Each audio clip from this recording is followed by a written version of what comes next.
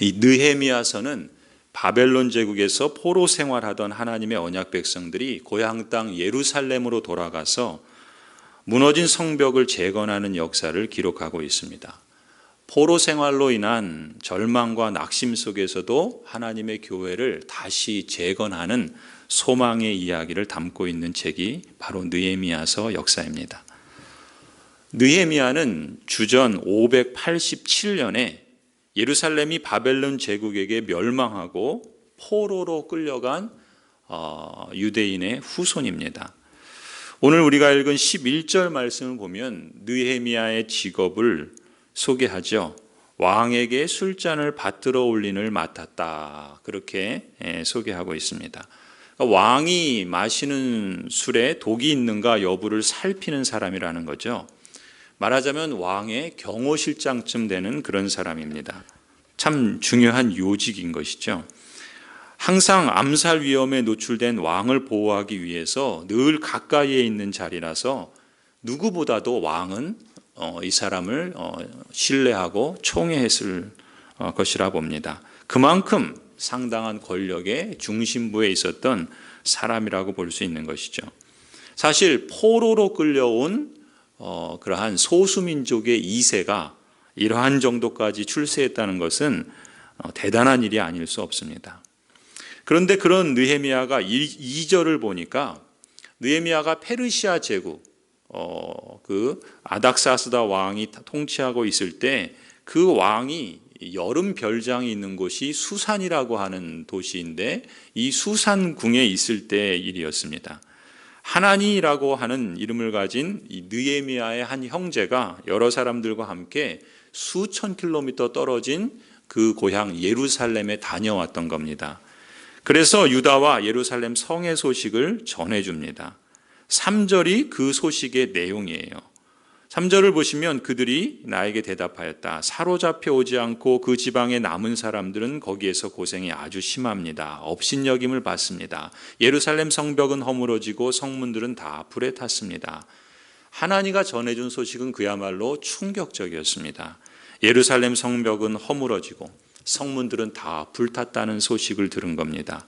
전쟁의 폐허 가운데 남겨진 사람들은 심한 고생을 하고 주변 나라 사람들은 하나님의 언약 백성이 저런 꼴을 당했다고 모욕을 하는 그런 지경에 처해져 있었던 겁니다. 이들이 하나님이 특별히 부르신 하나님의 언약 백성인데 그 예루살렘 성은 하나님의 성전이 있었던 그야말로 하나님의 언약 백성들에게는 신앙과 삶의 중심지인데 그런 언약 백성들과 그런 예루살렘이 주전 587년에 바벨론에게 멸망을 당한 겁니다. 그리고 그 언약 백성들은 포로로 끌려가고 그나마 거기에 남겨진 사람은 폐허 속에서 고생하며 모욕을 당하며 살았던 것이죠. 그러기를 자그마치 150년이 지난 겁니다. 587년에 멸망하고 지금 이 느헤미야가 이 소식을 듣고 이 기록이 담겨진 때는 적어도 한 150년이 지난 그런 상태였어요. 그러니까 그 150년 동안 예루살렘은 그렇게 황폐한 채로 방치되어 있었던 것입니다. 4절을 보면 이 소식을 들은 느헤미야는 그저 허망한 심정으로 주저앉아서 울 수밖에 없었습니다. 사실 우리가 좀 생각해 보면 느헤미야는 당시 페르시아 제국의 정부 요직에 오를 정도로 성공한 사람입니다. 얼마든지 자기 인생을 즐기면서 편하게 살 수 있는 사람이라는 뜻입니다. 예루살렘의 후손이지만 느헤미야 입장에선 자신이 태어난 것도 아닙니다. 하나님의 언약 백성이라는 것보다는 페르시아 제국의 요직을 맡은 사람으로서 다문화 사회 속에서 소수민족이 그 정도 성공했다는 것만으로도 자부심을 느낄 수 있는 그런 사람이었습니다. 그러니 먼 고국에서 들려온 소식은 그냥 어찌 보면 그냥 듣고 흘려버려도 사실 누가 뭐라고 할 만한 그런 상황은 아니라고도 볼 수 있습니다. 하지만 느헤미야는 그 소식을 듣고 나서 슬픔에 잠긴 채로 며칠 동안 금식하며 울고 또 웁니다. 주저앉아서 울었습니다. 그게 자기 자신 때문만은 아니었겠죠. 민족을 생각하고 동족을 생각하고 예루살렘 성을 생각하고 하나님의 백성으로서 그 나라를 생각하면서 하나님 앞에서 울고 금식하고 또 기도한 것입니다. 우리가 시편 137편을 보면은 사실 이렇게 자기 민족과 예루살렘을 위해서 울며 기도하는 분위기가 당시 이 포로를 겪는 언약 백성들의 공동체 안에 그런 분위기가 있었다는 것을 우리가 볼 수가 있습니다. 시편 137편 1절부터 7절까지인데 그 중에 일부를 제가 읽어드리겠습니다. 우리가 바벨론의 강변 곳곳에 앉아서 시온을 생각하면서 울었다. 예루살렘아, 내가 너를 잊는다면 내 오른손아 너는 말라 비틀어져 버려라. 내가 너를 기억하지 않는다면 너 예루살렘을 내가 가장 기뻐하는 것보다도 더 기뻐하지 않는다면 내 혀야 너는 내 입천장에 붙어버려라. 주님, 예루살렘이 무너지던 그날에 에돔 사람이 하던 말 헐어버려라 헐어버려라 그 기초가 드러나도록 헐어버려라 하던 그 말을 기억하여 주십시오. 포로를 당하고 그래서 고생 가운데 있던 그리고 타국에서 먼 수천 킬로미터 떨어진 곳에서 살던 이 공동체 가운데에는 이런 분위기가 있었던 겁니다. 자기 민족을 생각하고 또 자기의 고향 땅을 생각하고 하나님의 언약 백성을 생각하고 그 하나님의 언약 백성에게 허락하신 그 하나님의 사명들을 기억하면서 울며 또 금식하며 또 그것을 위해서 이렇게 탄식하는 그런 분위기가 있었던 것이죠. 느헤미야는 그런 공동체의 분위기 속에서 태어났고 그렇게 자랐던 것입니다. 그러니 자연스럽게 자기 민족과 자기의 나라를 생각하고 기도하지 않을 수 없었고 무엇보다 그런 비참한 소식을 들었을 때 그는 울며 기도하지 않을 수 없었습니다. 그렇게 울며 기도하는 방식으로 느헤미야는 하나님을 사랑하고 또 자기 공동체인 하나님의 교회를 사랑하는 법을 배웠던 것이죠. 성도 여러분, 때때로 우리도 울어야 할 때가 있지 않습니까? 여러분은 지금 무슨 이유로 또 누구를 위해서 울며 슬퍼하고 계십니까? 목회를 하면서 저 역시 하나님 앞에서 철저히 배우고 또 배워가는 것이 이것입니다. 때로는 울어야 할 때가 있다라는 것입니다. 하나님의 언약 백성들과 교회를 생각하면서 울고 또 울어야 할 때가 있습니다. 그런데 운다는 것이요, 꼭 그렇게 나쁜 일만은 아니다라는 것을 깨닫습니다. 그런 체험을 갖게 됩니다. 적어도 성경은 우리에게 이렇게 가르칩니다. 우는 것이 우리가 성장하는 한 방법일 수 있다. 그렇게 가르칩니다. 시편 126편에 이렇게 말씀하죠. 눈물로 씨를 뿌리는 자가 기쁨으로 거두리라. 울면서 씨를 가지고 나가 뿌리는 자는 단을 가지고 기쁨으로 돌아오리라. 하나님의 자녀들이나 하나님의 교회는 마치 눈물을 먹고 피어나는 꽃과 같습니다. 하나님의 사람은 돈으로 성장하는 것이 아니라 눈물로 씨를 뿌릴 때 성장하고 열매를 맺습니다. 여러분, 울어야 할 때 우십시오. 괴로운 소식을 들을 때 우십시오. 절망적일 때 우십시오. 다른 무엇 앞에서가 아니라 하나님 앞에서 우십시오. 하나님 앞에서 오십시오. 이런 분위기가 우리 교회에 자연스럽게 흐르도록 했으면 좋겠습니다. 그래서 우리와 우리 자녀들도 자연스럽게 하나님 앞에서 울고 기도하는 모습을 배웠으면 좋겠습니다.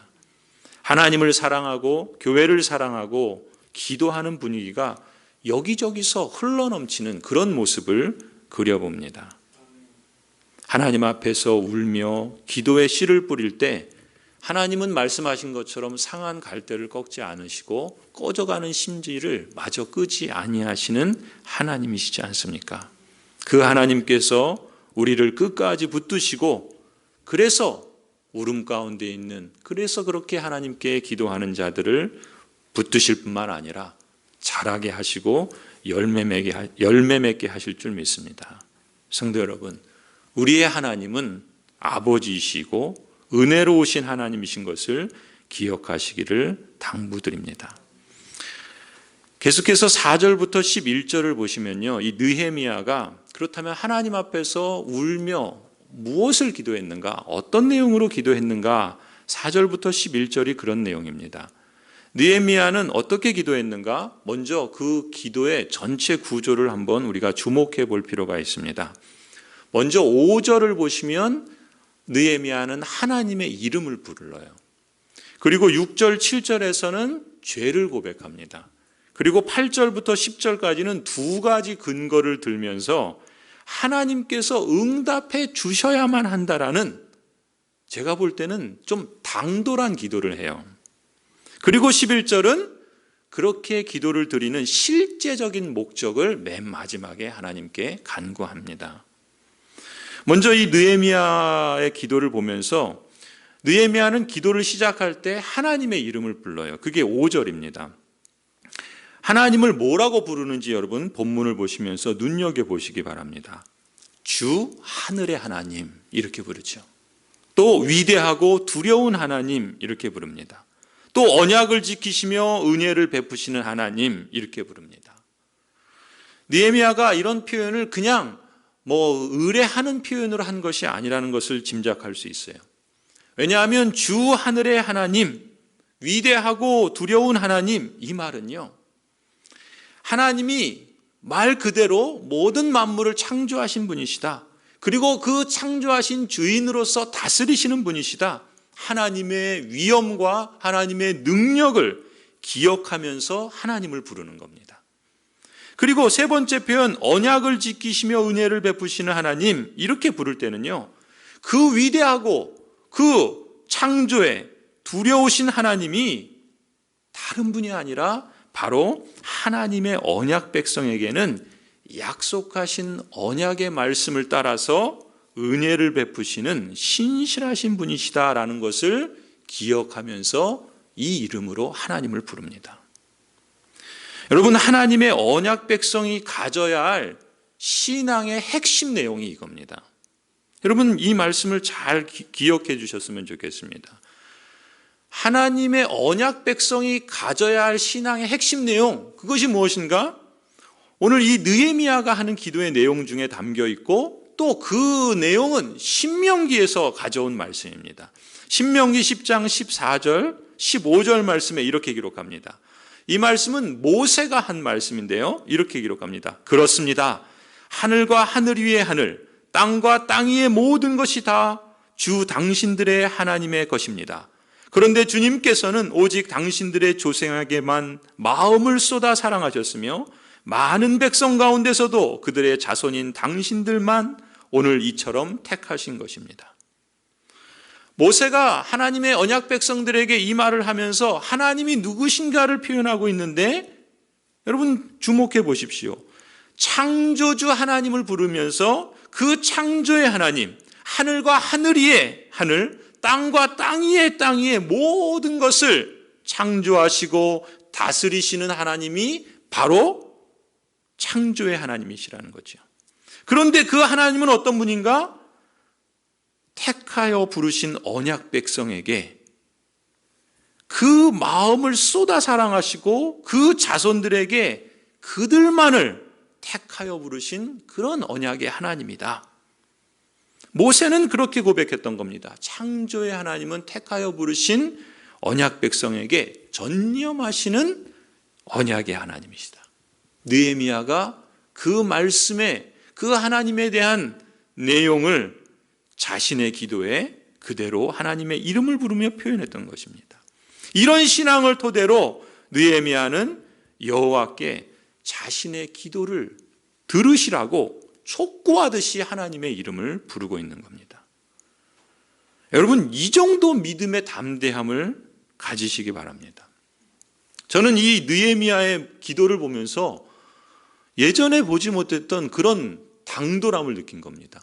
적어도 하나님께 기도하려면 이 정도는 당돌하게, 담대하게 기도해야 되지 않겠는가. 이 정도로 담대하게 하나님의 이름을 부르면서 기도할 때, 그런데 반드시 잊지 마셔야 할 것이 있는데 그게 6절, 7절이에요. 그게 무엇입니까? 죄 고백이에요.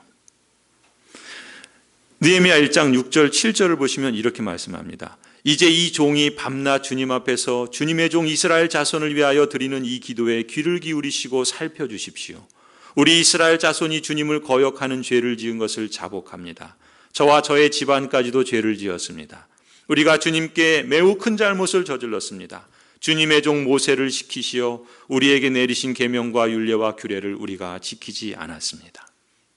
하나님의 이름을 부르죠. 창조의 하나님, 크고 두려우신 하나님, 하늘의 하나님을 부릅니다. 그런데 그 하나님이 어떤 분이신가? 하나님은 신실하시고 언약을 지키셔서 지키시는 하나님이시다라는 것이죠. 그런데 그런 창조의 하나님은요, 선하게 만드신 피조물이 하나님께 반역하는 죄에 대해서 진노하십니다. 하나님의 진노는 불의로 진리를 막는 사람들에게 하늘로부터 임한다라고 말씀하고 있습니다. 하나님의 언약, 이 언약의 하나님은 언약 백성들이 주님을 사랑하고 주신 계명을 지키는 것을 기뻐하세요. 반대로 그 언약을 위반하고 깨뜨릴 때 하나님은 진노하십니다.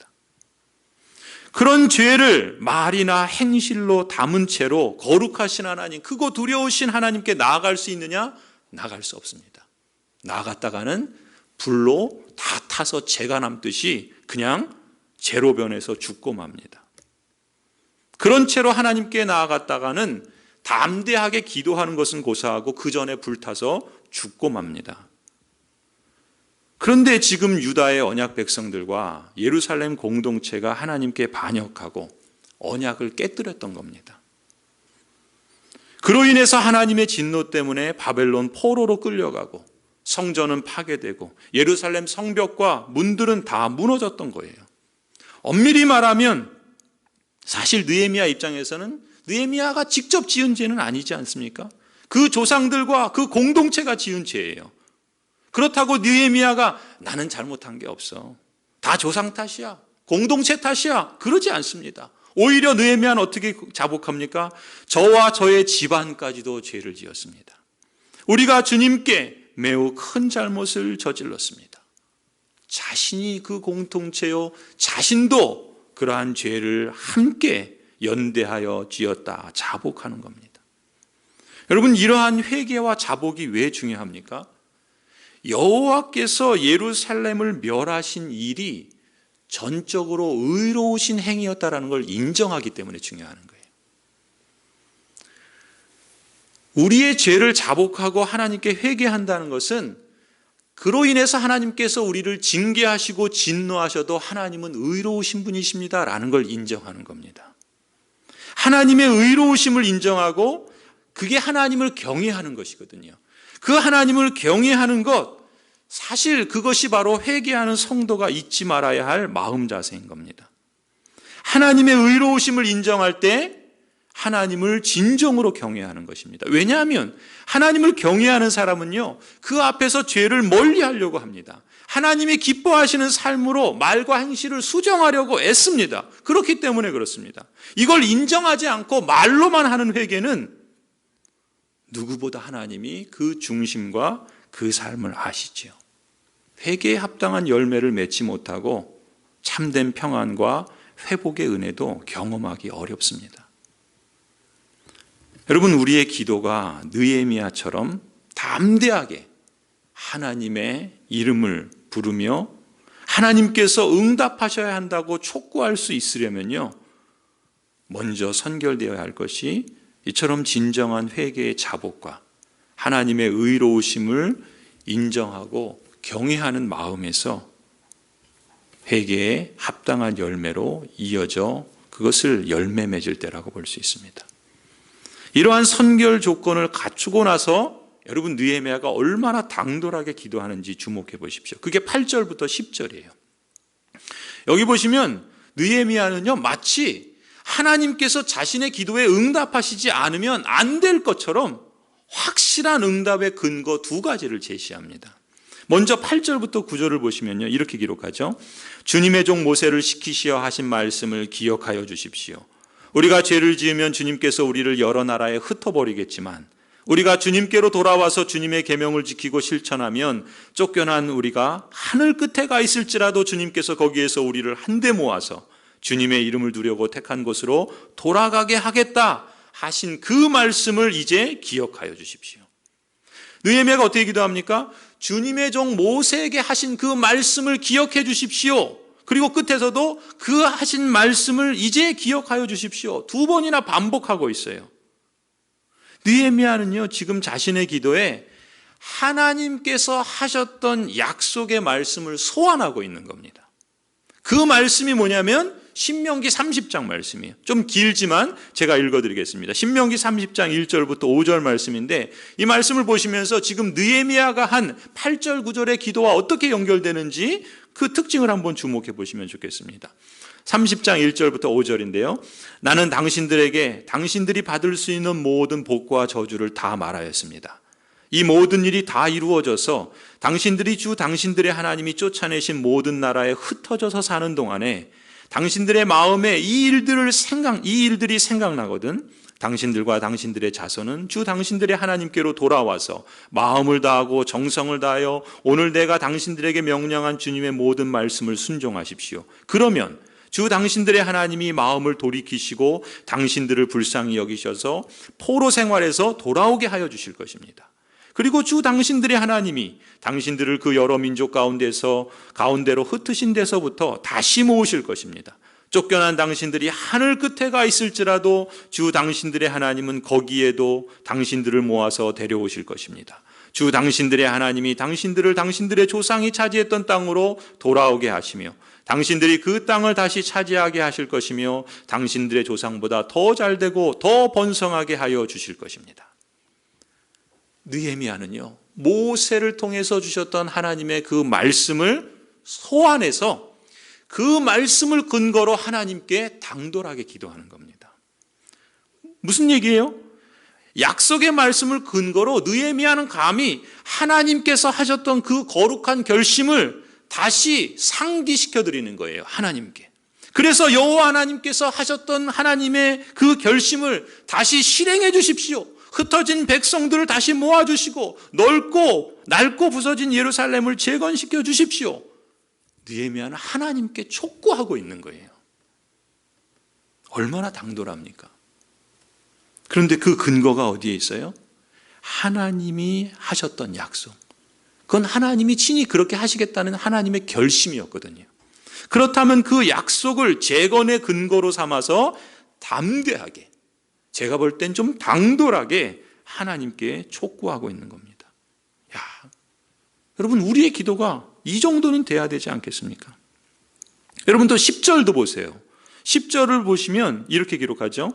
이들은 주님께서 크신 힘과 강한 팔로 건져내신 주님의 종이며 주님의 백성입니다.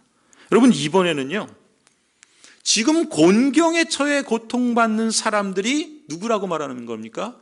바로 주님의 종이고 주님의 백성이라고 지금 느헤미야는 주님께 상기시켜 드리고 있는 거예요. 이게 재건의 2번째 근거입니다. 다시 말하면 무엇입니까?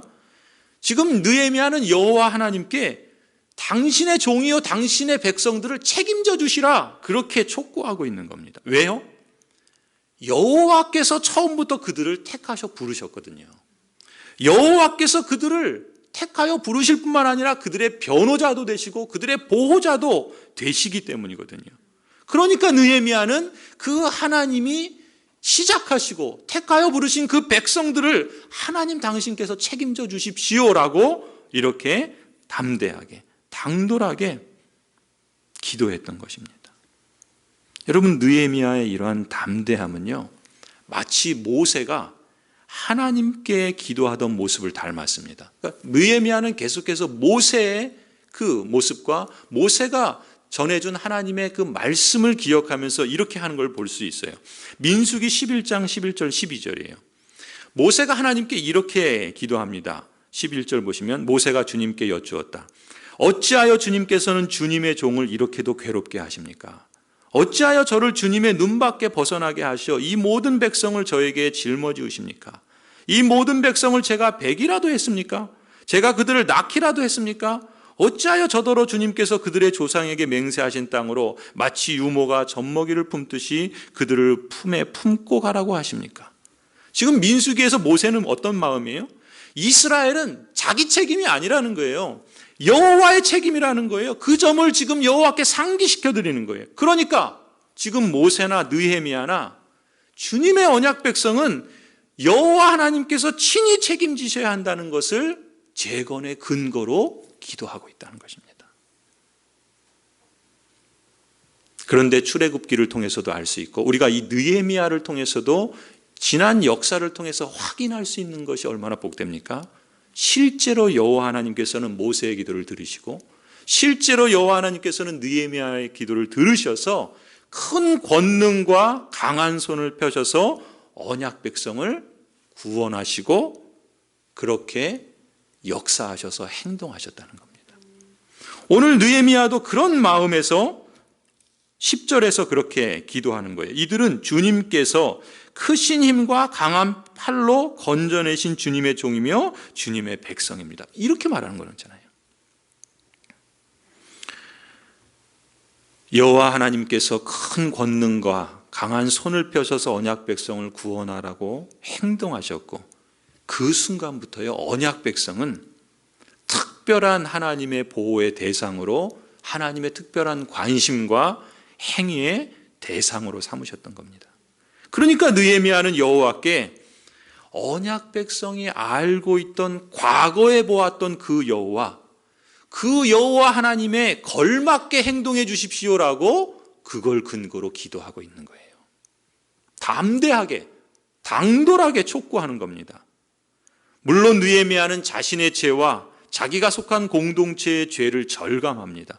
그렇기 때문에 그 죄를 철저히 하나님 앞에 회개하는 거예요. 그럴 뿐만 아니라 조금도 위축되지 않고 담대하게 언약에 근거하여 여호와께 요구합니다. 이처럼 눈 하나 깜빡하지 않는 이런 호소 덕분에요. 11절을 보세요. 느헤미야 1장 11절을 보면 재건을 위한 구체적인 간구를 드릴 수 있는 길이 열리게 됩니다. 뭐라 그럽니까? 주님, 종의 간구를 들어주십시오. 주님의 이름을 진심으로 두려워하는 주님의 종들의 간구에 귀를 기울여 주십시오. 이제 주님의 종이 하는 이 모든 일을 형통하게 하여 주시고 왕에게 자비를 입게 하여 주십시오. 그리고 2장 8절에 보시면 하나님의 선하신 손길이 재건의 길을 열어주십니다. 느헤미야 2장 8절 나의 하나님이 선하신 손길로 나를 잘 보살펴 주셔서 왕이 나의 청을 들어주었다. 할렐루야.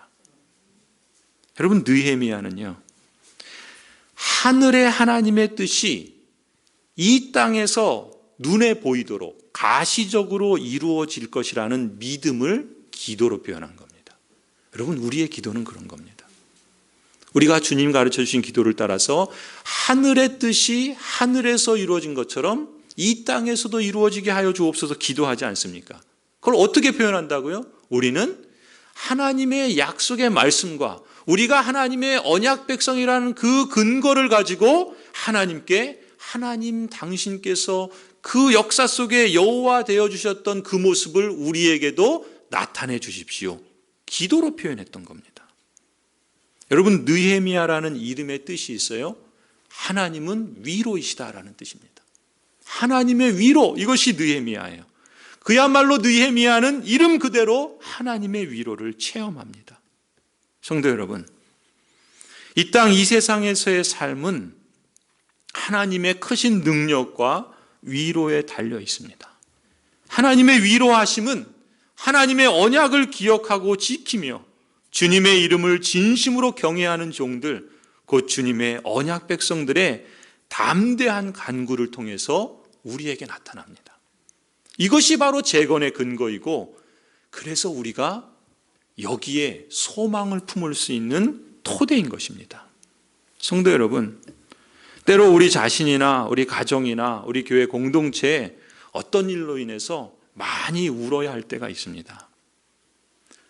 하나님 앞에서 우는 것이요 꼭 그렇게 나쁜 일만은 아니다라는 것을 우리가 기억하십시다. 무너진 아픔으로 흔들리는 위기 속에 있을 때 여러분 하나님께 울며 기도하는 것 잊지 마십시다.